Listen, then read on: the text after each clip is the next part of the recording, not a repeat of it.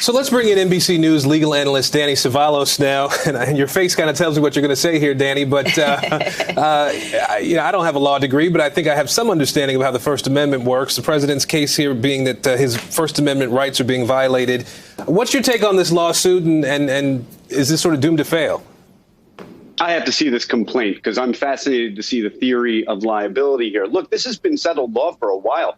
Facebook, Twitter, those are private companies. Right. They can invite people into their club. They can dismiss people from their club. And moreover, the president knows that Section 230 of the Communications Decency Act gives not only immunity to these social media companies, but it also has a Good Samaritan provision, which allows them to also police activity in a sense, to single out material that's offensive or lewd or lascivious and get rid of it. That's the Good Samaritan part that President Trump is calling apparently unconstitutional in this lawsuit. What's really weird about that is that if Section 230 is unconstitutional and if it was done away with, then there would be even more censorship, because if social media companies were not immune, you better believe they would censor everything. The internet would be nothing but kitten videos, and that would be it. Nothing offensive.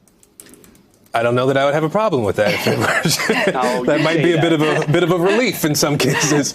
Danny, I want to ask you to weigh in on another big legal story that we're watching today. On Tuesday, New York Governor Andrew CUOMO declared a gun violence emergency in New York. He signed a new law or an executive order that paves the way for gun manufacturers to be sued. What are the legal implications of that?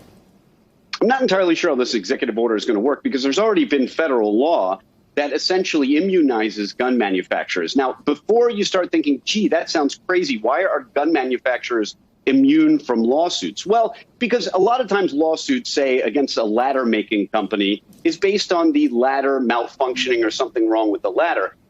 With guns operate exactly the way guns are supposed to when somebody shoots them and they hit a human being. So you can't really argue that guns are per se are malfunctioning. Unfortunately, they're working exactly the way they're supposed to. But the reality, the political reality, is that this is the result of the gun lobby and its considerable pressure bringing about this kind of legislation that protects gun manufacturers, even if there is a good argument for protecting them from tort liability.